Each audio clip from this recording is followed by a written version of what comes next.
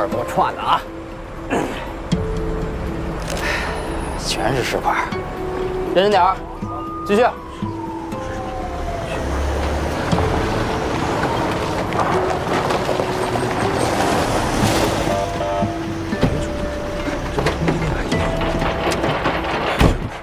现在人还没抓着。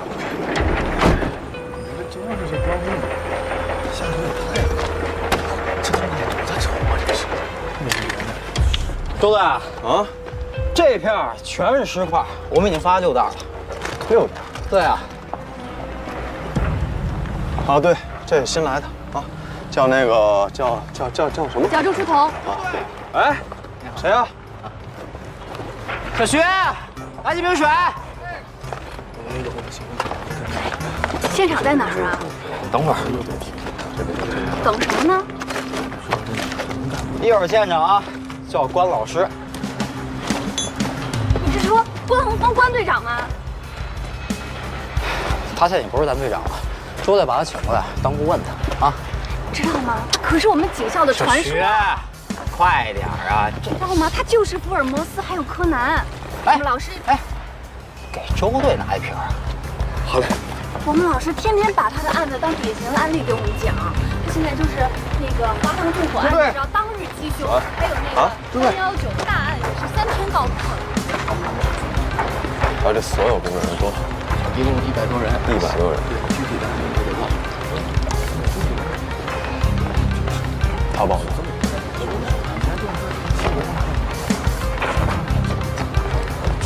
小王。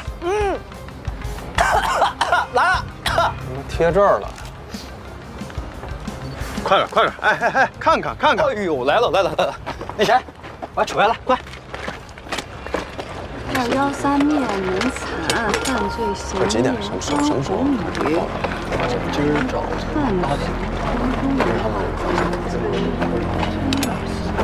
嘀咕什么呢？咱们这赶紧扯来了呀！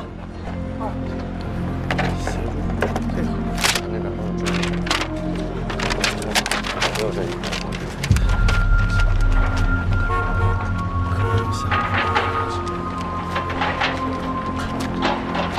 周队啊，来了。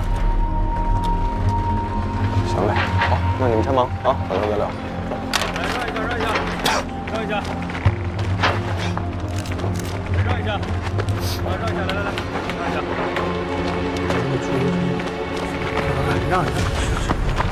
哎，嘿，没事吧？没事，稳着点。滑了。你也是警察？这是什么？哎，找人动静可是看相爱，你说我法官，就是看相。那边。哎，对了，那个小丫头，你找的。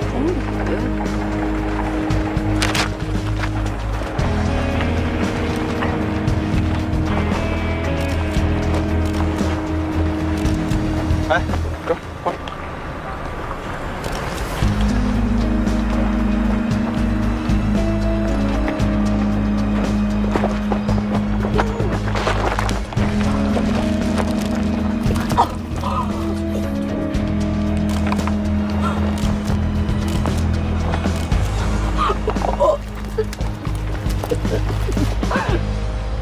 刚毕业的。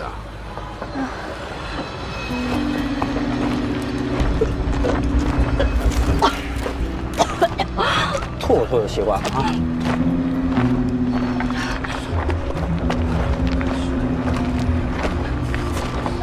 对不起，关老师，我叫周书童，我今天刚毕业。其他部位呢？叫法医了。谁发现的？时间？早上8点多，民工发现的。有目击证人吗？没有。监控呢？没有。尸源呢？缺头和右臂，只知道是个男尸，但是身份不详。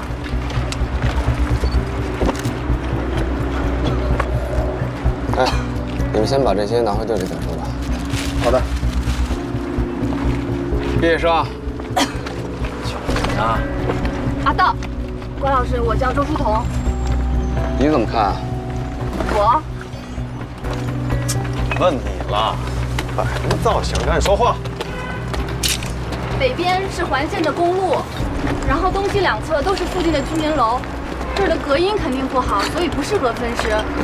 我觉得凶手肯定是坐得很远，应该是从环线把尸体往这抛的。这也太理所当然了吧？没事，杨总，一会儿跟我回队里。老关，坐我的车吧。花儿，哎，你给老关当两天助手。好嘞，哎。接下来呢？要是你的话，接下来应该从哪儿入手啊？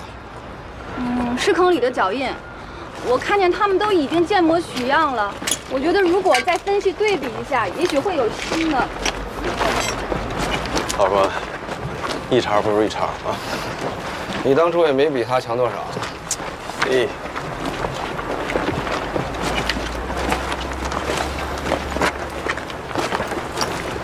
小王，把车钥匙给他吧。我？你先别尾。坑里的脚印，这大包小包的，如果能用扔的，谁还想坑啊？回队里再说吧。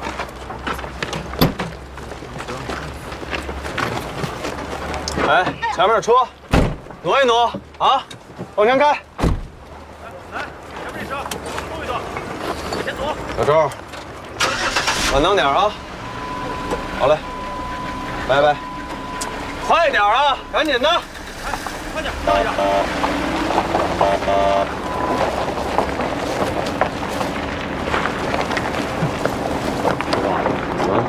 多赌100块钱的啊！这丫头车木到明天。是吗？我家棒200。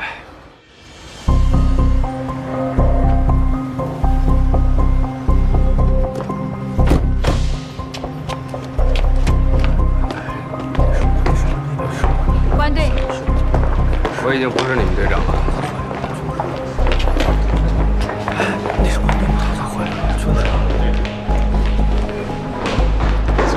当通缉犯的脸还在队里走来走去，周队怎么想？听说他是为了他弟弟的案子才会让闹翻的。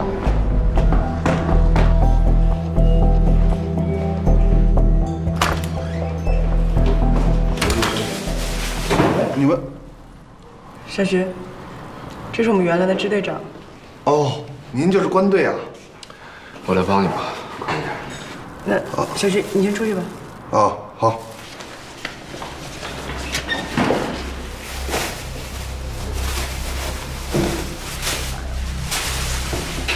快点。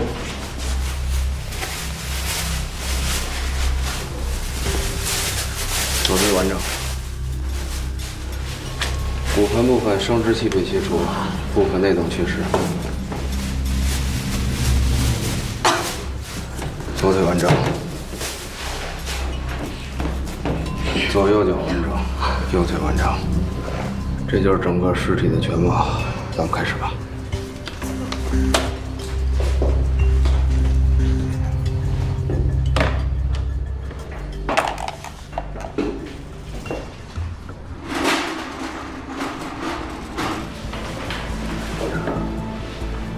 各切割伤口创面有明显差别，骨盆和生殖器用的是锯，躯干和四肢，像是劈砍、斧子之类的。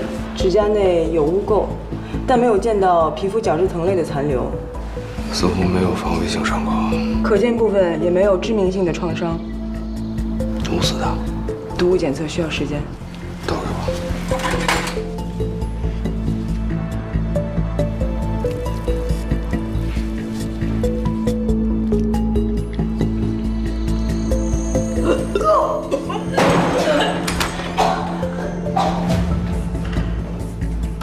他给你打杂的新人，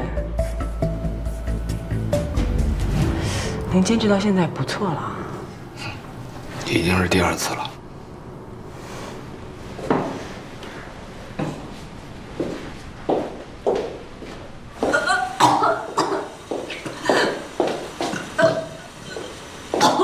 没事吧？没关系啊，凡事都有第一次。没事儿，谢谢啊。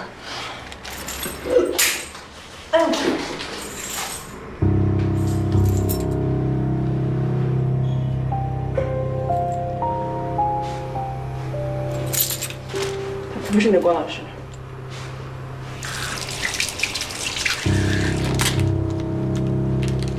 关无宇，就是关老师的弟弟。他真的是杀人犯吗？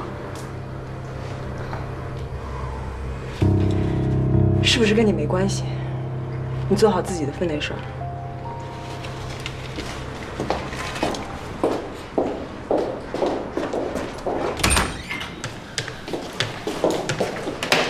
尸块总重54.5公斤，大概是体重的60%。那大概90多公斤啊！为什么一条胳膊和一个脑袋会占体重的40%呢？因为肢解尸体的时候，流失的血液、细胞组织液，还有部分不见了的小的脏器，把这些都打到富余量里，差不多40%了。别补课了，赶紧查一下死亡时间。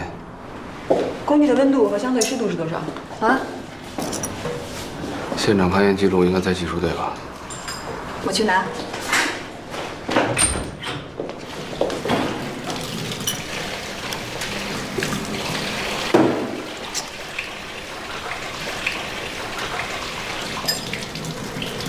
洪队，空宇还没有消息吗？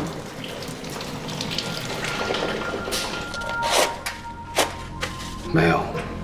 怎么？举报还能有奖金啊？你真的相信是他干的吗？我信什么并不重要。你们是亲兄弟，你应该最了解他的。我必须尽快见到他，我有特别重要的事儿告诉他。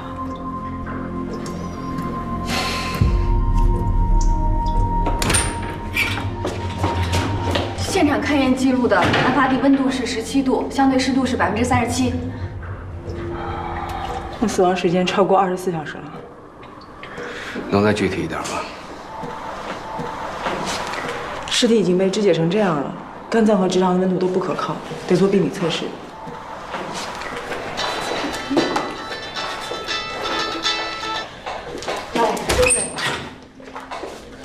还得做一个毒物检测，虽然看上去像是勒死的。心肺创伤符合吗？我刚才已经检查过了，胸腔里面有很多微小密集的水泡，符合窒息死亡的体征，而且颈椎也有错位，应该是。不过你再确定一下吧。周队通知我们，公园又发现碎尸了。对了，给肝脏做个病理切片，别忘了把塑料袋交给技术队。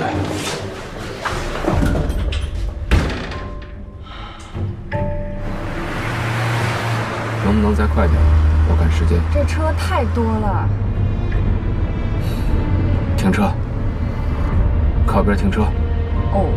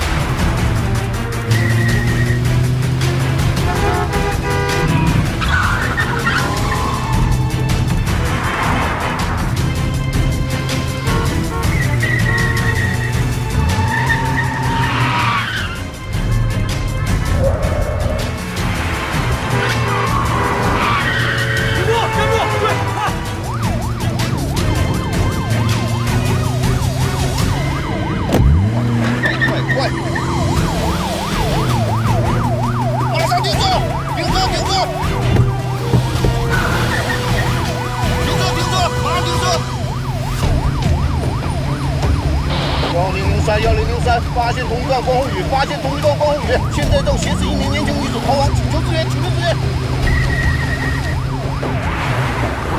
别他妈追了，那是关宏宇他哥和支队的民警，我的车你们不认识吗？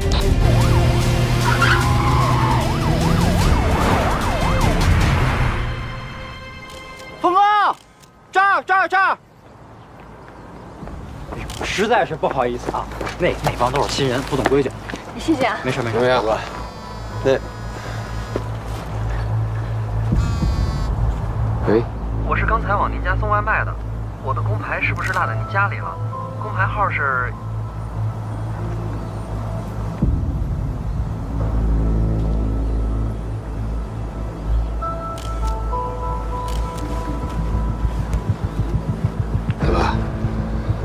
怀疑是我弟啊？仔细看。说什么呢？啊，这一地碎尸，赶紧干正事儿啊！来，给。以后你弟这事儿别老疑神疑鬼的啊，说不定早就跑南方去，离开京港。他的案卷是不是在你手里？哎呦，这事儿就不劳你帮忙了啊。又是左手。对，就是左手。2个被害人都是左臂，会不会有什么寓意呢？师傅又找到一只，又一只，可不。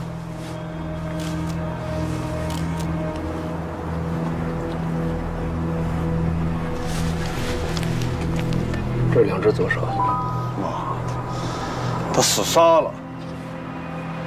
清洁工说昨天白天还没有呢，这很可能是夜里拽的人。不对，这袋子上都没有露水，这但是草坪上都是露水。如果是昨天晚上抛尸的话，那这袋子上应该也有露水啊，应该是今天白天才抛尸的。把地图给我。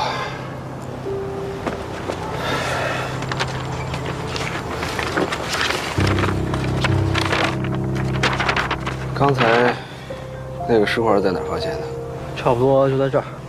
离正门多远啊？300米吧。走，看一眼。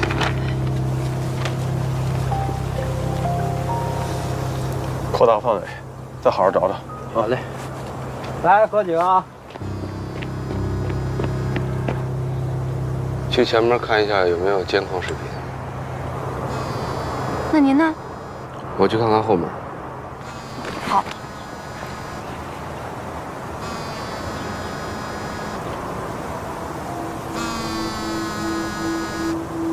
你好，我的工牌是不是落在您家里了？工牌号是17655。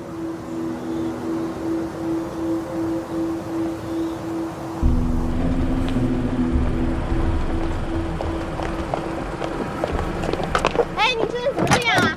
你这样太过分了吧？你这没有。和光小区，麻烦您快点。这怎么回事啊？神经病吧你！喂，你们在哪儿呢？公园小南湖这边又发生碎尸了，赶紧回来！我现在在找关老师的路上。啊？你们俩不在一块儿？关老师让我去正门调监控来着，但是监控坏了。那个周什么什么，你给我听好了，你得寸步不离的跟着他，知道吗？让他永远在你的视线范围之内。可是什么？这是命令。你要随时随地的跟着他，每天要我汇报，他都干了什么，接了什么电话，见了什么人，包括跟你说了什么，一样都不能落，明白吗？哦，明白了。周队，这丫头行吗？关队可是老干家了，多复杂的套他可都能破。复杂的不行就来简单的呗。那从警校县提了一孩子，您觉得他就不防备？他刚离职几个月，警队有一半都是他的亲信啊，另一半都是傻瓜。要你怎么办？我觉得咱是不是想多了？没准他弟已经跑了，也说不定啊。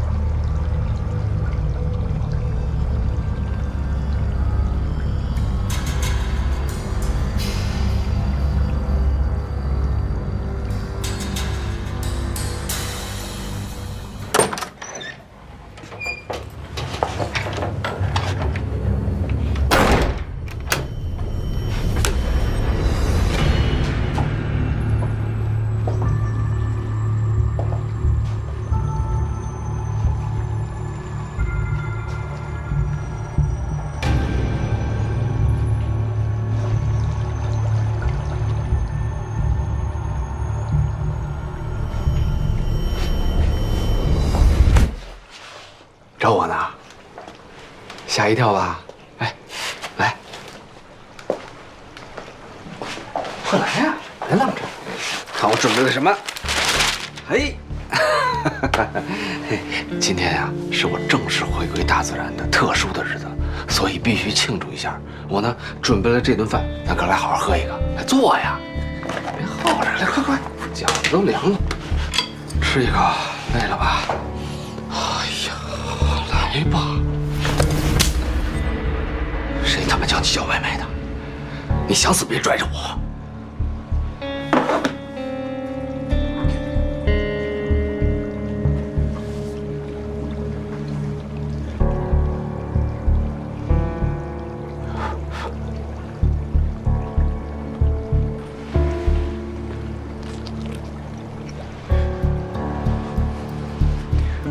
你知不知道，你一个不留神，咱俩所有的努力就都白费了，下半辈子都得在监狱里度过。这半年来，我活得不仁不贵的，跟在监狱里有什么区别？啊！我不能说话，不能咳嗽，笑不能出声。我用水龙头不能开到最大，上个厕所不能用马桶水冲，我连他妈放个屁我自己都得控制音量。我一天到晚戴个白手套，我还像正常人吗？换你试试。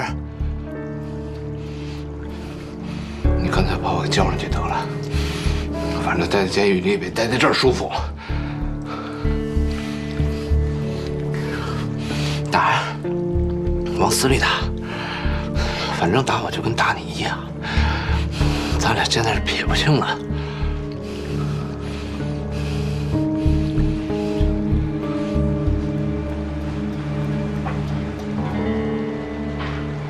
我是不希望在还你清白之前，把咱俩的命都搭进去。怎么着？后悔了是吗？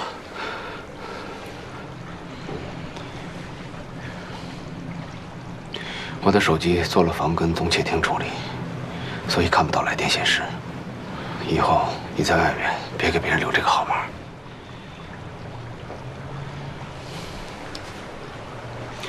时间紧迫，你吃一口，赶紧准备吧。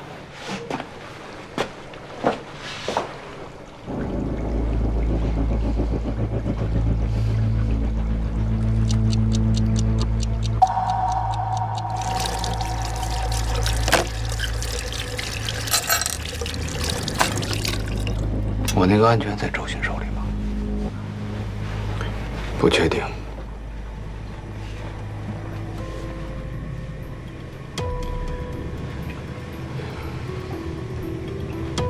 天黑了，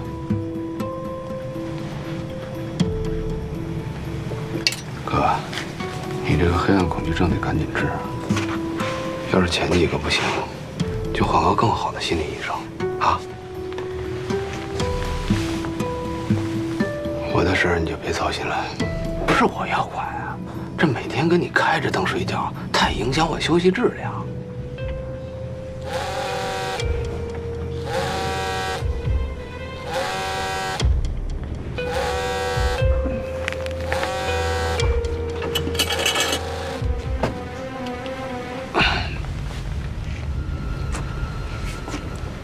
喂，我是关洪峰。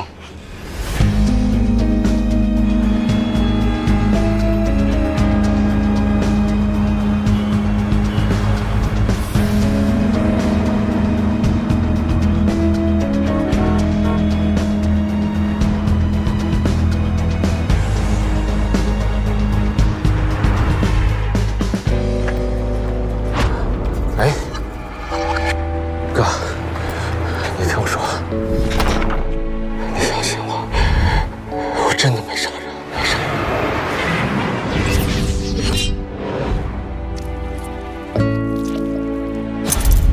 咱俩现在是撇不清了，往死里打，反正打我就跟打你一样。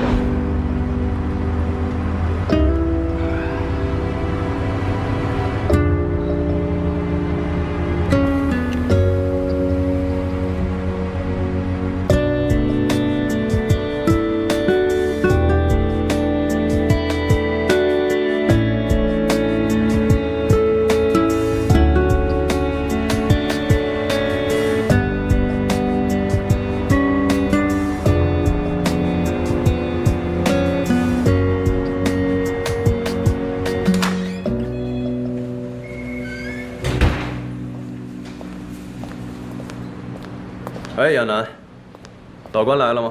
没看见啊。行。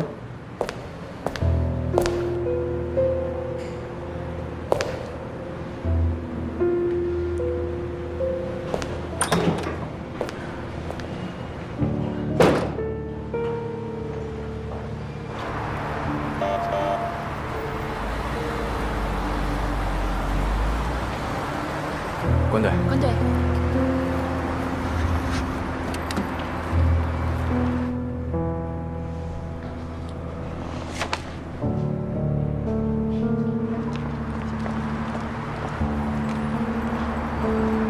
谢谢，非常感谢，非常感谢。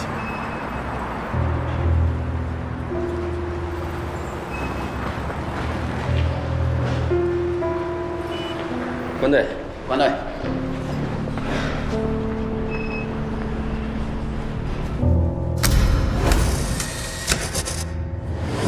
记住这些人的性格、兴趣、习惯，你要把他们当成你熟悉的人，在心里相处。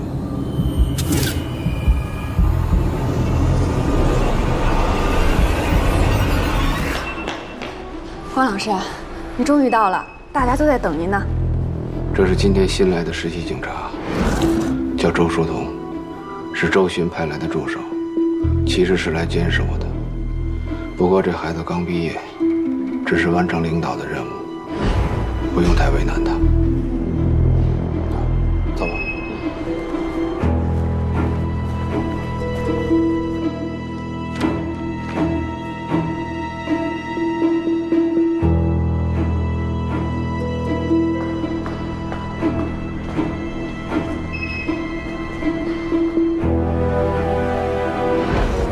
会议室、办公室、审讯的地方都在2楼。停尸间、法医室都是地下室。我知道，我找亚楠的时候去过。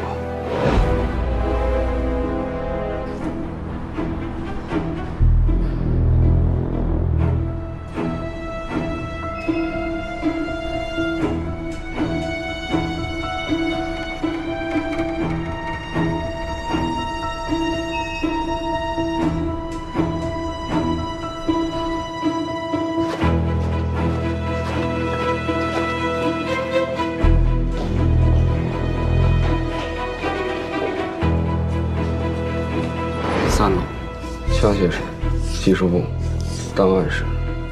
最关键的是周巡的办公室就在3楼。哎，我那个案卷是在他办公室还是在档案室？都有可能。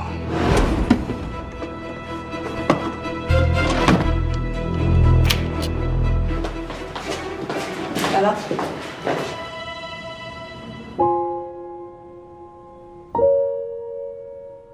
如果你紧张，担心露出破绽，就摸摸下巴。这是我一个无意识的习惯性动作，队里上下都知道。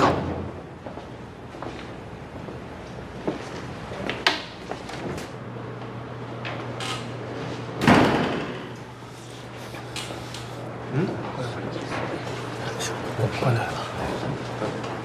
哎，废话都不说了啊！今天现场勘验有很多新的发现，下面请关队给我们详细的分析一下。哎，老关，周巡以前在我手下做事，对我特别的了解。这个人貌似大大咧咧，其实心思特别的缜密。我们现在所掌握的情况就是这些，大家还有什么问题吗？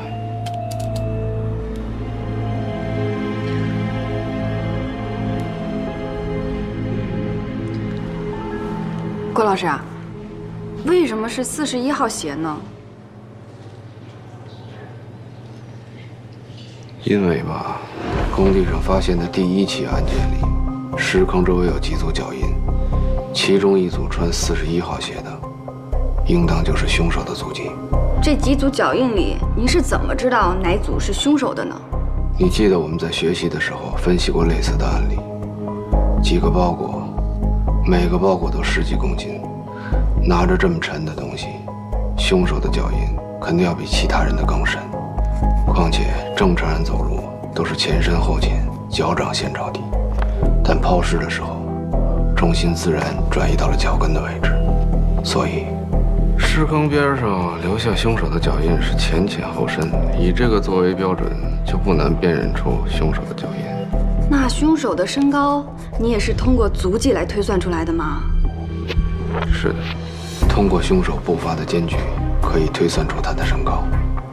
这起案件中，凶手足迹的步伐间距不足60公分，所以可以推算出这个凶手的身高在1.7米左右。还有关于凶手的惯用手是左手呢？凶手的足迹显示，抛尸的时候，他的支撑脚是左脚，而且从尸体切口的发力方向来看，他是左手持械。如果不出意外的话，凶手的左手就是惯用手。这些全是您从足迹上就能推算出来的。现场除了足迹，也没有别的线索。大师，有没有什么别的发现？公园取到的足迹和工地的那组是吻合的，跟公园不同，工地相对比较偏僻，不排除凶手一袋袋的把尸体给拎到那儿去，而且抛尸的时间有可能是在半夜。但公园人来人往，又是大白天抛尸，大包小包，左一趟右一趟，扎眼又不方便。而且从公园2个出入口来看，汽车是进不去的。我觉得凶手可能是骑乘自行车或者电动车进人。可这轮胎印儿不止一组啊！既然人负重，脚印会加深，车不也应该一样吗？嘿，你倒是现学现卖你。到底是什么样的车？能具体一点吗？16寸通用车胎的轨迹，自行车或电动车？我个人倾向于电动车。脚踏骑车的情况下，两脚会在脚蹬子上来回发力，尤其是在遇到上坡一类的情况下，发力的区别就越发明显。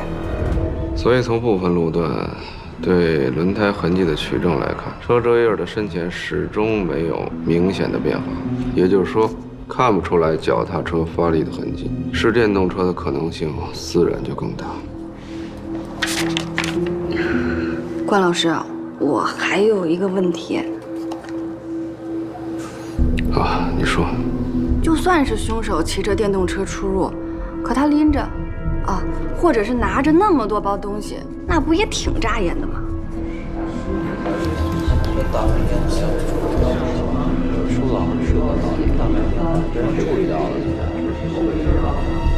老关，你觉着呢？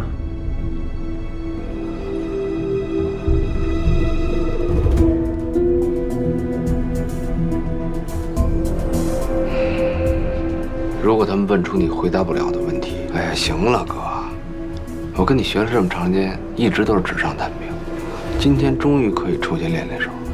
再说我又不是3岁小孩子，你别老唠叨个没完，我肯定会随机应变。那你知道该怎么办吗？总之我肯定有办法，好吗？而且绝对不会是找借口上厕所那一类的笨招。要不大家先休息一下，我上个洗手间。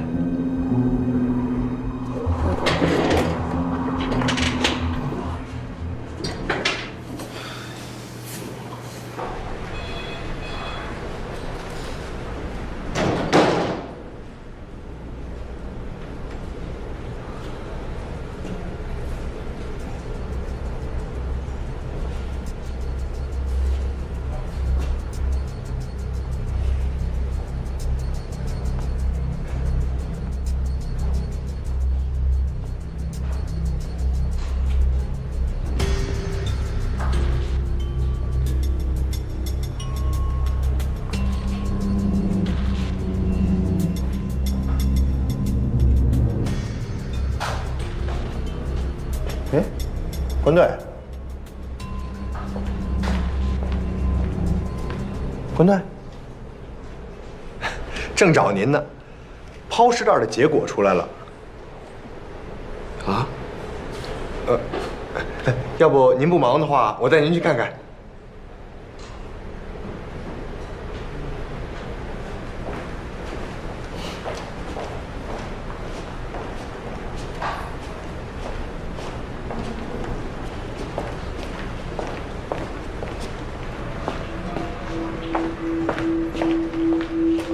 关队，关队。关队。关队。关队。关队。关队。关队，您看，所有的结果都在这儿了。您看这个黑塑料袋儿，它是非常正规的产品啊。我们也找到了这个厂商，但是这个厂商啊，有上千家的生产点跟经销点，所以我们没法再进行下去了。想到了，这个排查厂家我也没抱什么希望。指纹方面呢？哦，指纹呢，我们确实查到了2组，但是我们最后在网上也进行了排查，没什么结果。看来这个凶手的底子还挺干净啊。没错，他确实是没有什么前科，也没有什么被通缉的记录。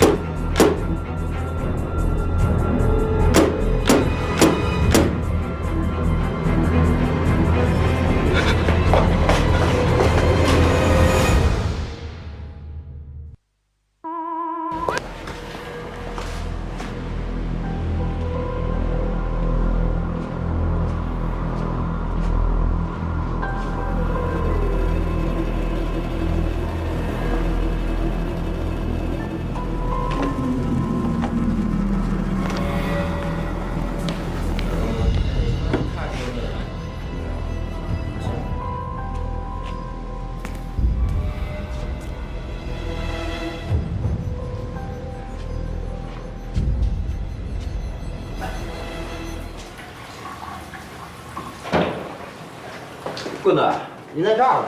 怎么跑楼上厕所来了？我刚才去了趟警卫队。哦，等您呢。啊。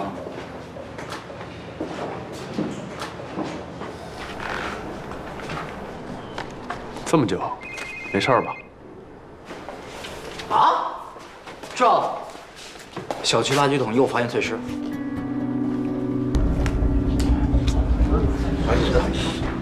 法官，先去现场吧。你们先去吧，我还得去高亚楠那儿一趟。也行，那你完事儿赶紧过去啊。小周，勤快点。我还有点事要处理，咱们一会儿会合。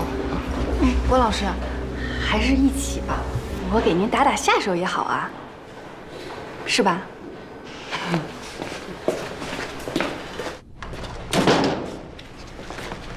郭老师，我还是不太明白，您是怎么推断出死者身份的？不告诉你。啊？开个玩笑。从尸块的重量可以看出，死者是个胖子。尸块总重54.5公斤，大概是体重的60%。90多公斤啊！左手中指和食指之间有尼古丁的味道和烫伤的痕迹。所以是烟民。对。他中指第3节的茧子呢，是因为经常打方向盘留下的痕迹，说明死者生前经常开车。而左脚脚掌外侧的茧子，是经常开手动挡车辆的人用力频繁踩离合器所特有的。而死者的颈椎呢和腰椎都有些许的错位，这是经常开车或者经常坐在电脑前面的人的常态。那您是怎么证明他就是个宅男的呢？死者的胃里残留物不多，初步检验有那个脱氧核糖和蛋白质食物残留。哎，对。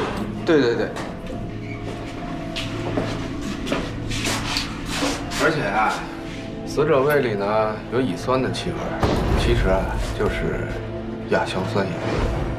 而且病理解剖呢发现肝脏里有大量的亚硝酸盐。而亚硝酸盐常用于食物的防腐剂，所以说明死者生前食用了大量的方便食品。啊，这就交叉印证了他就是个宅男。还有猫呢？这你也记啊？啊，没错，死者身上有抓痕，伤痕的宽度大约是2.5厘米，说明是只家猫。伤痕呢略宽，但不规则，说明这只猫修剪过指甲，是只家猫而不是野猫。一个连吃都不太在意的人能给猫修指甲，说明他很喜欢猫。那也许是他家人给修的呢。大小姐，他要是跟家人一块过，能一天到晚吃罐头方便面吗？铁定是个自己住的宅男啊！而且到现在了，咱们也没接到什么失踪报案，对吧？哎，我说你没按电梯啊？嘿，这就是公园的碎尸，一男一女，两者的死亡时间不确定，但是很接近，很有可能是一同被杀的。他们是夫妻吗？目前还不确定。你怎么了？脸色不太好。没事，你接着说。从男士的病理解剖来看，28岁上下，女的从骨龄推测大概是22、23岁左右。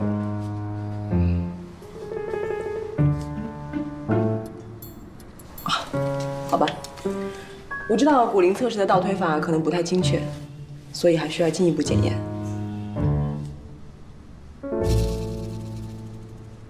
小周，给关队倒杯水。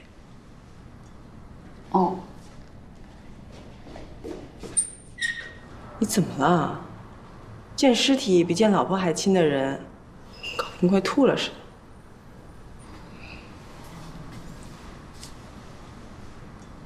的。呀，最近可能有点累吧，就是累了。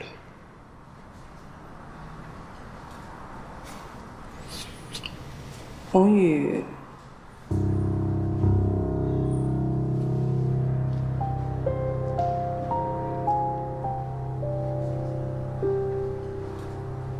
宏宇真的没跟你联系过？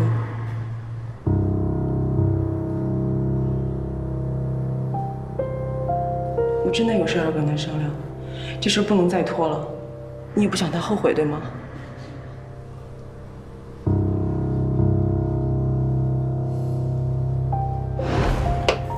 我理解你的感受，但无论如何都尽量离高亚楠远一点，能不接触就不接触，能不说话就不说话。你觉得他会发现我的破绽吗？咱妈不需要任何破绽就可以区分你我，这是一样的道理。当初你们俩太亲近了，亲近人之间总会发现异常的。我相信他，他不会出卖我，不管怎么着都不能冒这个险。他相信我是清白的吗？我总觉得你见过他，你身上有他的味道。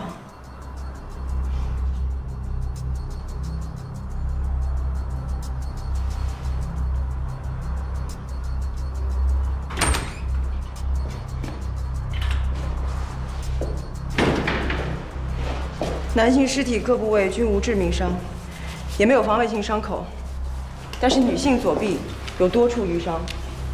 那指甲里呢？指甲里有带有血迹的新鲜的皮肤角质层，很有可能在反抗过程中抓伤了凶手。而且被劈砍的伤口和其他尸块的切口不同。过来看。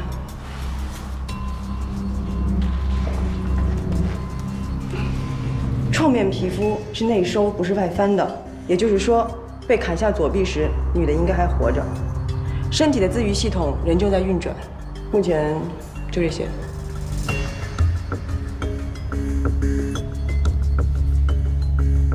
看我干什么？嘿，知道你老大为什么晚上不开工了吗？因为一入夜，大脑就不转了。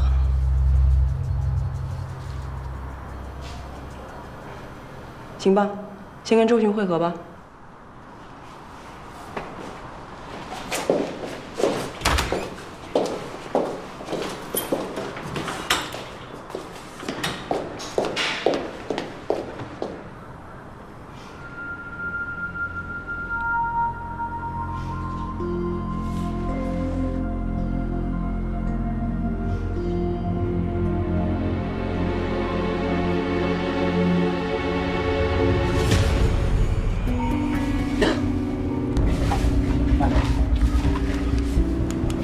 这事儿大发了，这么多袋儿。哎，几袋了？5袋。对不对？啊，清理好了。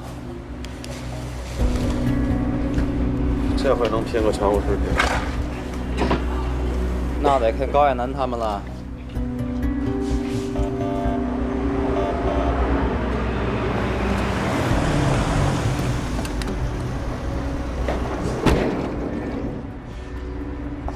来，辛苦了啊！从来不值班的人，这都快连轴转了，辛苦辛苦啊！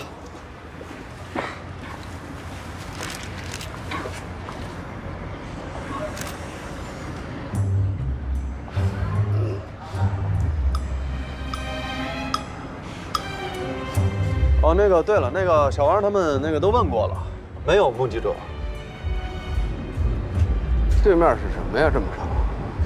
哦，对面是家迪厅。告诉你们个好消息，没有发现新的被害人，跟公园的2具尸体能拼成2个人。关队，关队，请吧。来。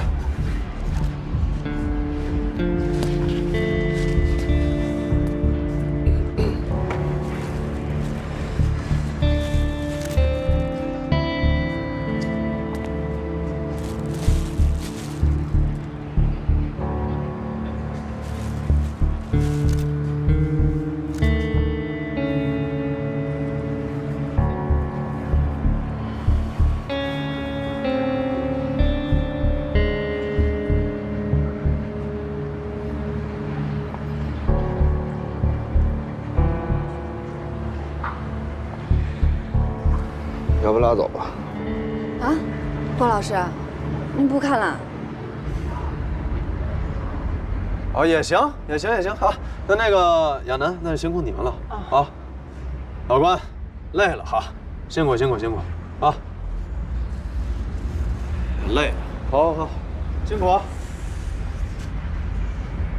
哎哎哎，赶紧的，干嘛呢？关老师，关老师，我们这是去哪儿啊？我去走访目击证人。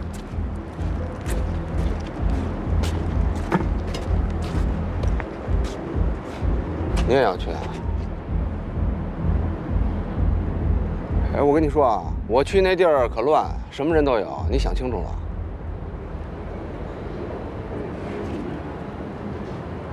非去不可是吧？行，愿意跟着就跟着吧。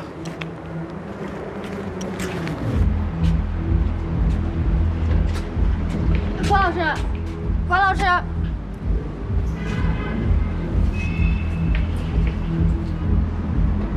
怎么了？你不会第一次来这种地方吧？哎，你把你那个上衣扣子解开一个，把衬衫从裤子里给蹬出来，别穿那么严肃，快点。那要不你先准备，我先进去了啊。郭老师，这不就得了吗？哎，那什么，外套脱下来，你拿在手里，包快点。太土了，包拿着。行，我先跟你说啊，让拐走我不负责。郭老师，怎么查？啊？不是，我说怎么查？这听不清楚啊！你做什么呢？哎。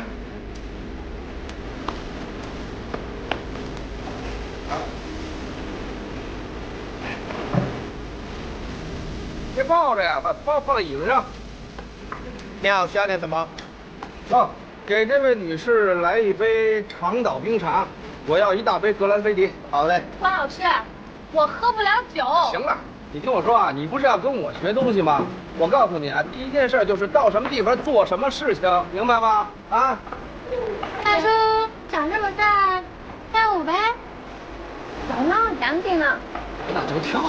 走这。走。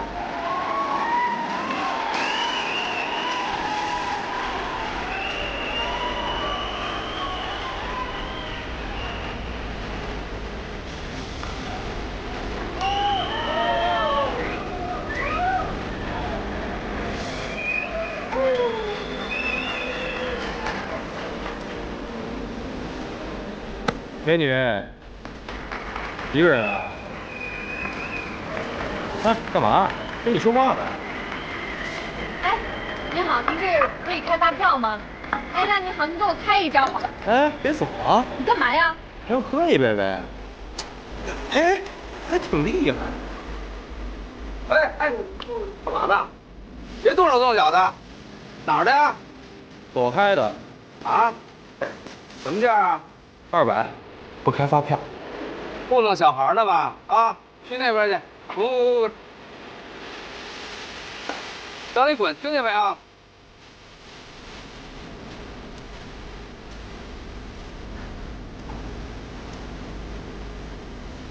没事吧？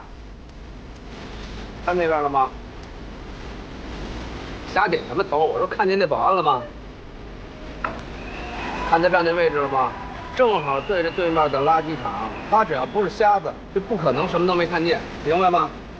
这小汪不是已经走反复了吗？你是真不知道警察有多招人恨呢啊！戴着大檐帽，谁跟你说实话呀？等快打烊了，请他喝个酒。你要请他们喝酒？哎，大叔跳舞呀！走。哎，等会儿。哎，起来。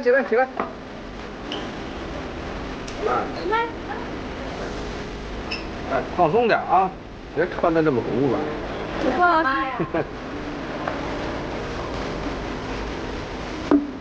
请那保安喝2杯去。快点，大叔。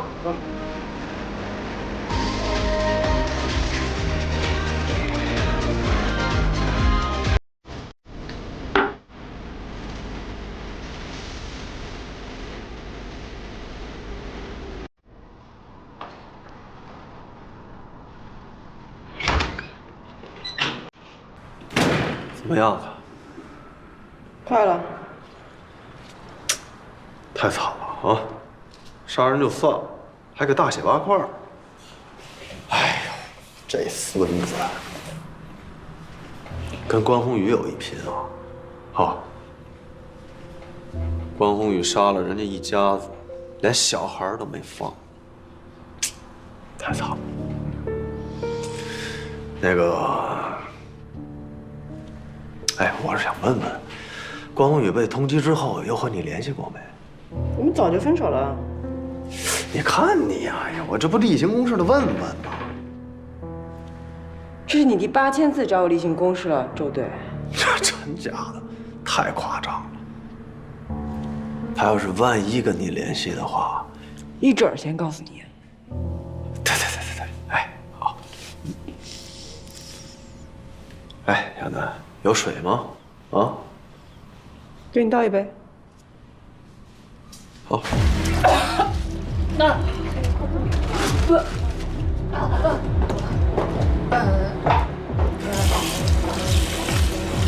完了吗？行不行啊你啊？酒量怎么这么差？那你指定插一下嘴，不大一点。这么能喝你还逞什么人呢？来来来，哎呀，不太好，不好不好。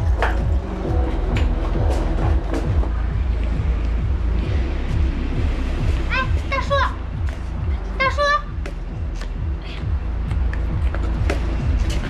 他喝多了。哎呦，谢谢啊！来来来，穿上点儿，穿上点哎呀儿。，你下次来玩别来带你妹了。哎呦，太记得还来找我玩啊。没事啊。行，注意安全。那就交给你了。天冷啊。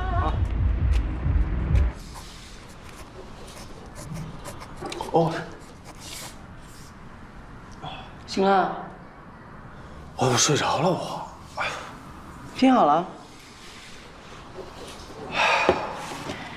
这2天压力太大，早点回去休息吧。啊，行行，你也别太辛苦了啊。早点睡吧。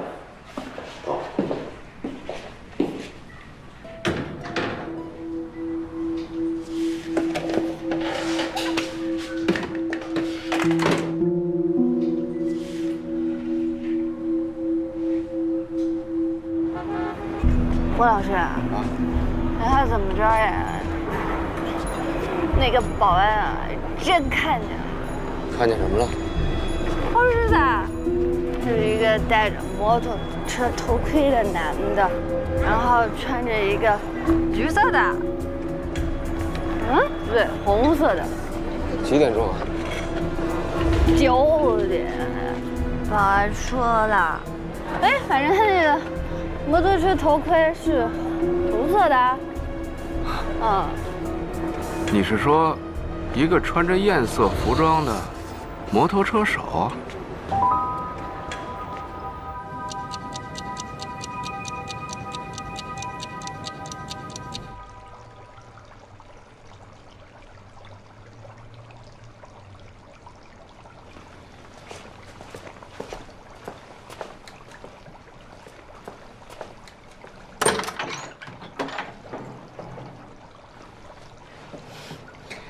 外面的世界真精彩呀！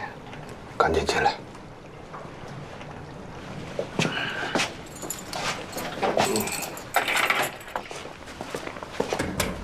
怎么样？没戏。我连周巡的办公室都没进去，就别提档案室了。要不你去试试啊？你喝酒了？啊？我跟你说过多少次了，你现在的命不属于你自己。别急呀，我不是去破案了吗？你以为你跟周迅喝2杯酒，他就能帮你翻案了吗？又发生了一起碎尸案，在哪儿？一个迪厅对面的垃圾场。你说好容易跟亚楠见一面，还让这姐们拉着我去了趟太平间，给我恶心坏了。哎呀，我去！太平间，那是法医实验室。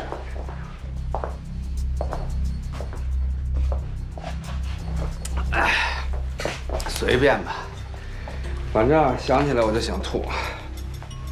哎，别跟我说那些没用的，跟我说一下垃圾场的情况。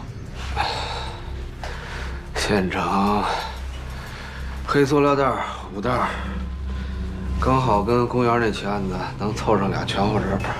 还有呢？还有你自己看照片去吧。现场的痕迹是第一线索，比什么照片记录都管用。现场黑漆麻乌的，我什么都看不清楚。再说了，就那味儿辣眼睛。你现在什么细节都不跟我说，等一会儿我进来，他们跟他们说什么呀？别急呀，我不是给你找了一目击证人吗？谁呀？就是那个迪厅的小保安。保安？就一保安，你跟他喝2杯，他就跟你说了？人家又不是 gay， 我跟他喝酒，他能跟我说什么呀？我叫那个周树东去的。周书童，你让一喝了酒的傻老爷们儿跟一个女孩说这些，你知道里边有多少编造的成分吗？你知不知道你这么做给我破案带来多大的麻烦？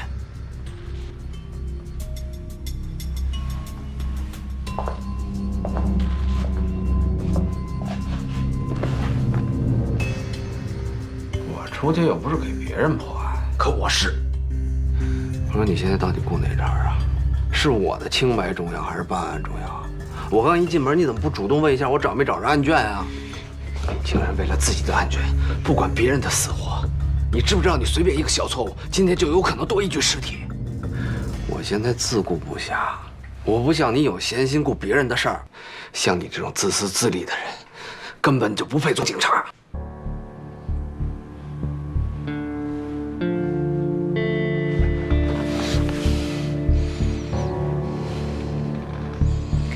我就知道，大我从部队你就看不上我。你压根就不相信我是清白的，对不对？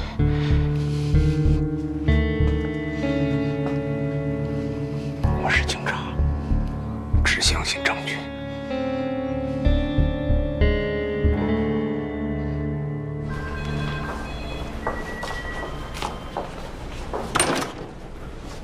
都他妈真是啊！这点事儿都他妈捂不住。凌晨5点，公爵给我打电话。说咱们现场照片都他妈上微博了，知道吗？周队，您别着急，别，不着急，有他妈什么可着急的啊？反正关无义也没抓着，现在又多了个杀人的他妈的分尸的混蛋，抓得着抓不着都无所谓啊！到月发工资，日子照过，没事，都睡觉啊！都他妈混吧！哎呦，不是这意思啊，周队你别急啊，咱这个也还是有进展的，对不对？再说这案发率这事儿也咱也拦不住，是不是？行，几点了？啊，6点半了。老关什么时候回去了？不知道。周同志啊？哦，周同他昨天跟那个关队去左网镇去喝了点酒。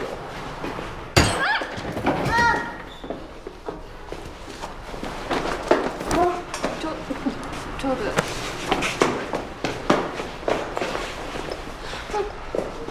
让你他妈盯着老关人呢啊！我问出来了，口条捋顺了。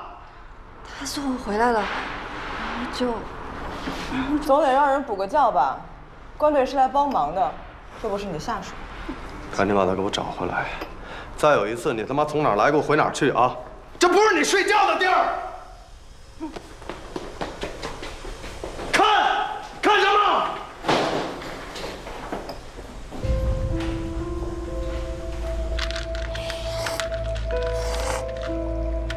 这半年来，你一直让我努力学习，教我怎么破案。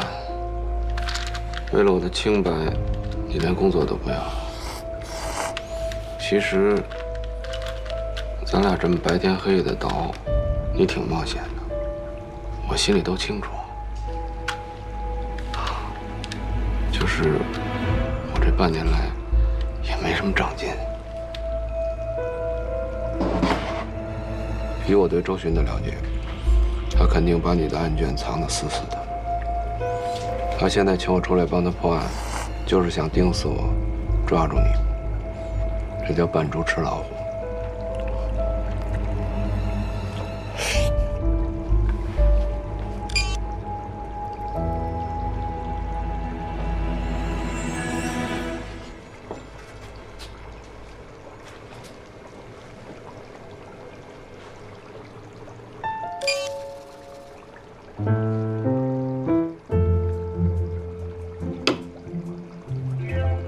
一宿没睡，能不能欠着呀？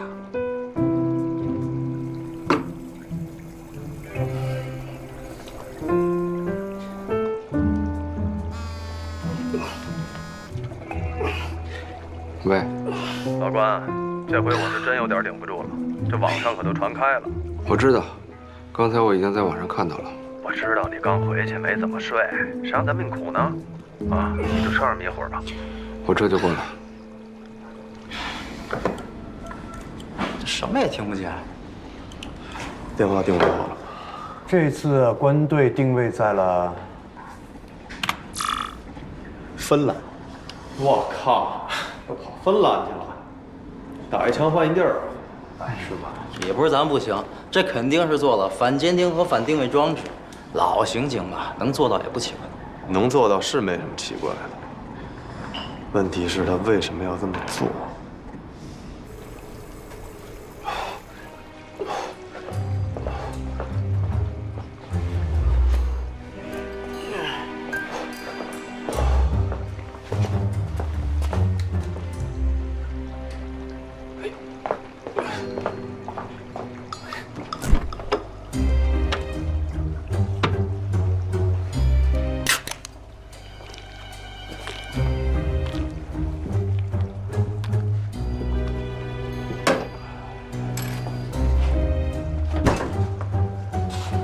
我不喜欢喝酒，以后你也别喝了。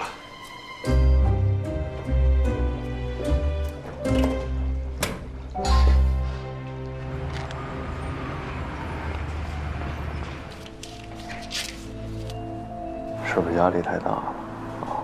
还开始喝酒了呢？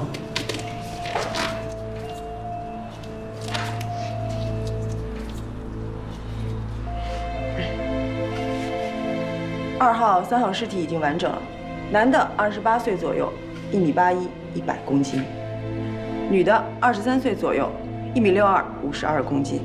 男的是被勒死的，但女的是活活给砍死的。她的肩胛、头部有多处劈砍伤口，而这些开放性伤口边缘都有白细胞，说明是死者生前造成的。而且你们也看见了，面部损毁严重，没法辨认。其他呢？ 其他两者的死亡时间很接近，目前尸僵还没有缓解，说明两者的死亡时间不超过24小时。换句话说，他们两个很有可能死在第一名被害人之后，但间隔不久。就这些。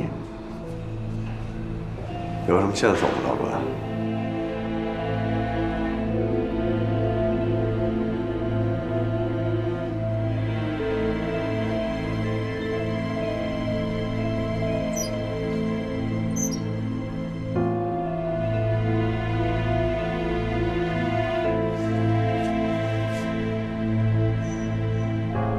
怎么着？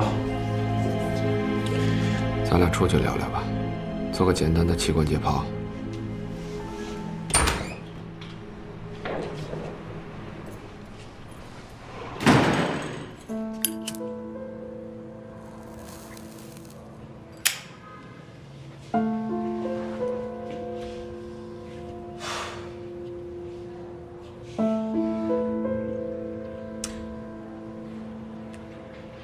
你这也算是对老搭档落井下石了。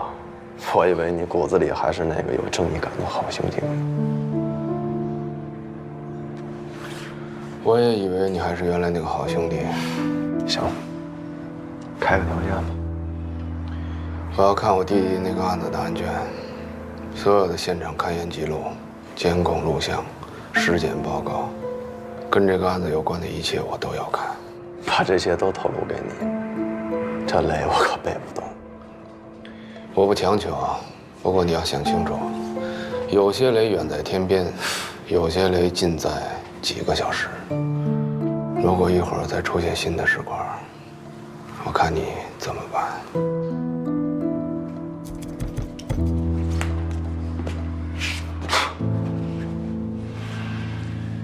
你这是拿无辜的受害人威胁我。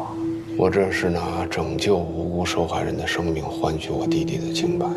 你怎么知道关宏宇是清白的？所有的案件上证据，我自有判断。等我看完案卷以后，如果他无罪，我就给他平反；如果他有罪，我可以帮你们抓他。我要是答应你，你能为我做什么？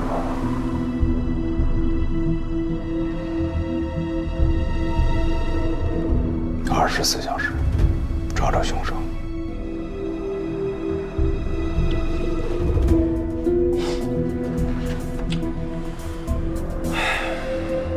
行，我答应你。可他那约法3章，要是有一条你做不到，今儿这谈话就算是没发生过。行，你说吧。第一，你只能在我办公室里看诊。不许拍照，不许复印，不许对任何人谈及案件的内容。第二，看完卷之后要把你的推断告诉我。第三，不只是这个案子，以后我手头上有任何破不了的案子，你必须随传随到，没有正式编制，没有工资，也没有警察的职权，你只能作为顾问来协助破案。成，但我也要约法三章。说，第一，你不是已经派了一个丫头片子成天盯着我吗？其他的警力就别浪费时间了。第二，知道我为什么搬家吗？以后别再在我家门口装摄像头，还有派那几个人，整天拿着望远镜往我家里看，搞得我都不敢拉开窗帘。第三，手机的监听定位也都免了吧。作为人民群众，我也得有点自己的隐私。行，那让那些铁锤镰刀都卸了啊。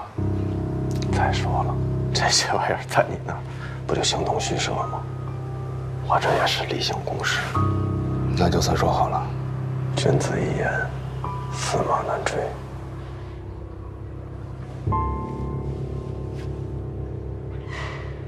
准备布控吧。已经可以布控了。那怎么？守着10块又抓不到人？哥们儿，跟你交个底儿吧，上面要我48小时内破案。你要真能在24小时抓住这个连环杀手，背不住我还能立功呢。连环杀手？连环杀手怎么可能有这么高的犯罪率？你刚才没听亚楠说吗？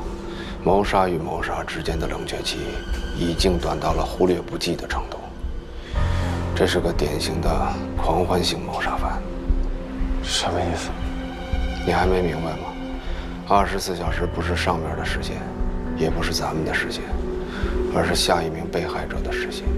如果我们在24小时内抓不到凶手的话，你就等着给新的被害人收尸吧。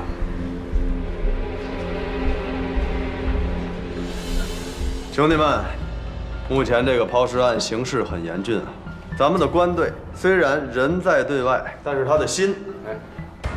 目前有3名死者，除了已知的第1名死者以外，还有昨晚那对男女。要不你上去说？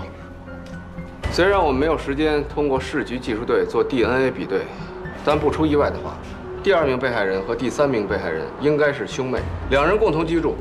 其中男性单身无业，通过他的右手手掌外侧的轻微变形来看，他应该是长时间沉迷于上网或者网络游戏一类的事情，不经常出门。这一点和第1名被害人比较相似。从耳廓侧特征和下颌骨之间的相似度来看，女性被害人和男性被害人应该属于亲属，很可能是兄妹。女性死者右手掌心有茧子，很可能是长期乘坐公共汽车或者地铁。她的脖子上有佩戴项链的痕迹，手上没有佩戴首饰和手表的痕迹，但她起手腕处有常年佩戴手套的痕迹，指甲和指尖明显有长时间遭受化学药品侵蚀的迹象，是氢氧化钠和烷基类成分。也就是说，死者生前很可能从事的是洗碗工或者保洁员一类的工作。死者的脚趾新涂了指甲，这个季节并不会穿露脚趾的凉鞋，而一般人也不会涂指甲给自己看。另外，死者的处女膜呈现新鲜破裂的痕迹，生殖器上没有外伤和擦伤，也就是说，死者在不久前应该自愿和什么人发生过性行为，很可能是结交了男朋友。另外，根据女性器官解剖的内部检查来看，亚楠。通过解剖，我们在死者下体发现脂酸和甘油等残留物，还有少量的凡士林。死者生前有中度的妇科炎症。可能用的是科梅唑类药物。是处方药。哦，对，是的。好，从现在开始，我们要找的是一名从事保洁类工作的23岁女性，身高1.62米，体重52公斤，和年长自己5岁的哥哥同住，很可能新近结交了男朋友，所以不可能没人发现她的失踪，除非凶手就是她的男友。她应该是在不超过1个月的时间内曾经去医院做过妇科检查，而且根据处方开了克梅唑类的药物。为什么是不到1个月内呢？因为处女膜的破裂伤口创面还没有完全愈合成型，而用药则是在处女膜破裂之后。说白了，死者很有可能在不够清洁的条件下首次发生了性行为，而处女膜破裂之后感染加重了炎症，所以才就医诊治用药的。小王，你去市局让他们帮忙协调一下药监局和卫生局，查一查全市这个克敏唑类药物的销售记录和处方。得嘞。小刘、小李，抛尸地半径5公里内所有的保洁公司和没有到岗上班的相关女性，你们带人给我一一排查。好，小赵，你去附近的派出所去调取最近2天这个人口失踪的报案。可失踪报案都在48小时后才受理，所以很可能还没有正式立案。那就一家一家的找，啊，联系一下报警中心，看看有没有类似的报案。是。根据官队的分析，我们有理由相信，这是一名企图在短时间内继续作案的丧心病狂的狂欢型杀人犯。我们必须要在24小时之内抓住他，避免下一个无辜者受害。是。